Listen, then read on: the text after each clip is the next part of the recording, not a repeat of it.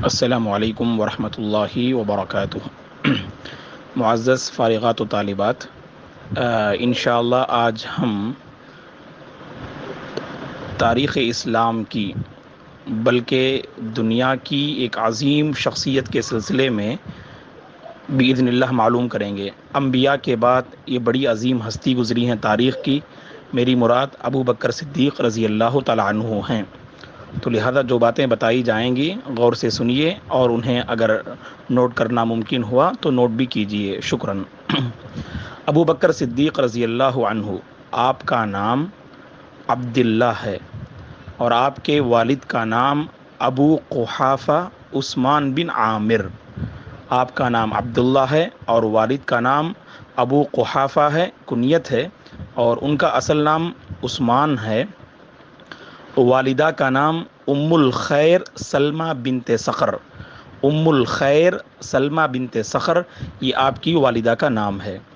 ابو بکر صدیق رضی اللہ عنہ کی کنیت ابو بکر ہے۔ آپ رضی اللہ عنہ بڑی خصوصیتوں، فضیلتوں کے مالک تھے۔ اللہ تبارک و تعالیٰ نے آپ کی شخصیت میں بہت ساری خوبیوں کو جمع کیا۔ عام الفیل کے بعد، یعنی جس سال وہ ہاتھی کا واقعہ پیش آیا، جو کعبۃ اللہ پر حملہ کرنے کے ارادے سے آئے تھے، تو اس کے 2 سال کے بعد آپ کی پیدائش ہوتی ہے۔ گویا کہ ہجرت سے 50 سال پہلے آپ پیدا ہوتے ہیں، اور 13ویں ہجری میں آپ رضی اللہ عنہ انتقال ہوتے ہیں۔ آپ رضی اللہ عنہ کی بہت ساری خصوصیات ہیں۔ ان میں خصوصیت یہ ہے کہ آپ ہر کار خیر میں، نیکی کے میدان میں بڑھ چڑھ کر حصہ لیتے تھے۔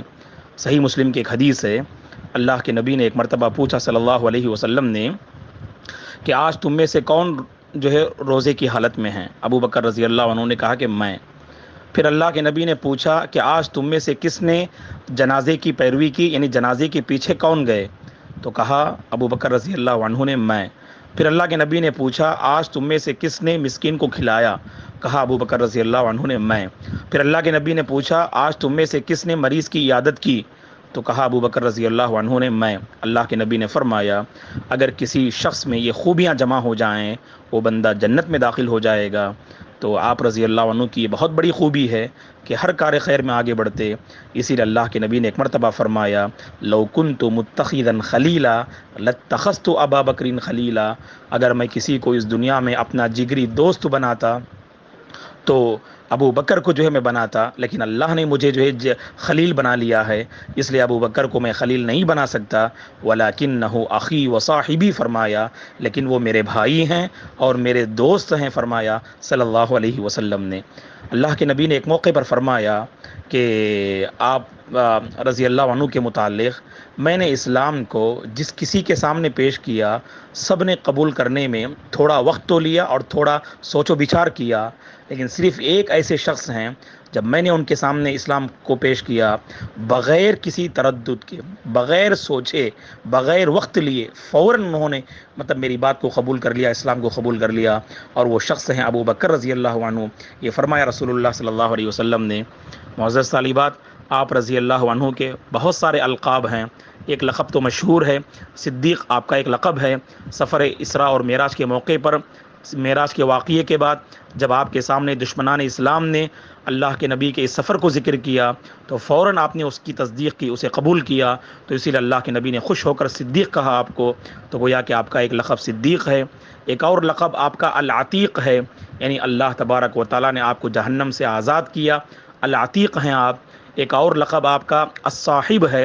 خود اللہ نے قرآن مجید میں کہا کہ اذ یقول لصاحبہ، جب اور اسی طرح خود اللہ کے نبی نے فرمایا صحیح مسلم کی اس حدیث میں وَلَكِنَّهُ أَخِي وَصَاحِبِي، تو صاحب کے مطلب ساتھ رہنے والے، قریبی شخص کو کہتے ہیں۔ آپ کا ایک لقب الصاحب ہے۔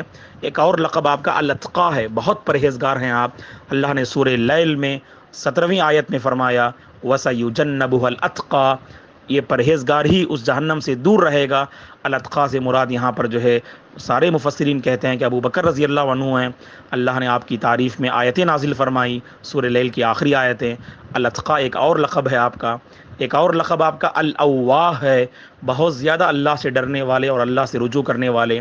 یہ چند القاب ہیں آپ کے، ایک ہے الصدیق، العتیق، الصاحب، الاتقا، الاواہ۔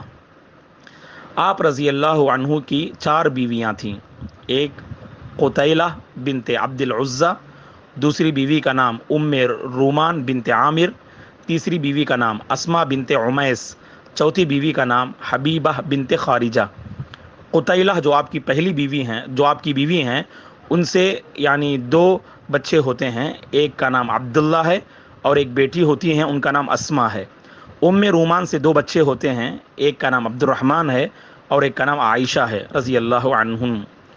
اور اسما بنت عمیس سے 1 بیٹے ہوتے ہیں، ان کا نام محمد ہے، اور حبیبہ بنت خارجہ سے 1 بیٹی ہوتی ہیں، ان کا نام ام کلثوم ہے۔ تو گویا کہ کل آپ کے 6 بچے ہوئے، جن میں یعنی 3 بیٹیاں اور 3 بیٹے ہیں۔ 3 بیٹیوں کے نام اسما رضی اللہ عنہا، عائشہ رضی اللہ عنہا، ام کلثوم رضی اللہ عنہا، اور 3 بچوں کے نام عبداللہ، عبد الرحمن اور محمد رضی اللہ عنہم۔ تو بہرحال یہ آپ کا جو ہے خانوادہ رہا ہے، یہ آپ کا گھرانہ رہا ہے۔ بڑے عظیم صحابی تھے، اسی لیے ہم دیکھتے ہیں کہ اللہ کے نبی کی وفات کے بعد پوری امت، اگر کسی نے جو ہے اپنا خلیفہ اگر کسی کو بنایا تو آپ رضی اللہ عنہ ہیں۔ 11ویں ہجری میں آپ خلیفہ بنتے ہیں، 2 سال 6 مہینے کی مدت آپ خلافت کرتے ہیں، 2 سال 6 مہینے کی مدت آپ خلافت کرتے ہیں، اور آپ نے احادیث بھی روایت کی، 140 پر 2 احادیث آپ رضی اللہ عنہ نے روایت کی، 140 پر 2 احادیث آپ رضی اللہ عنہ نے روایت کی۔ سن 13ویں ہجری میں آپ رضی اللہ عنہ کا انتقال ہوتا ہے۔ کل قیامت کے دن انبیاء کے بعد سب سے پہلے جنت میں داخل ہونے والے ابو بکر ہوں گے، ہر دروازے سے آپ کو پکارا جائے گا جنت کے، رضی اللہ عنہ وارضاہ۔ شکراً، بارک اللہ فیکم۔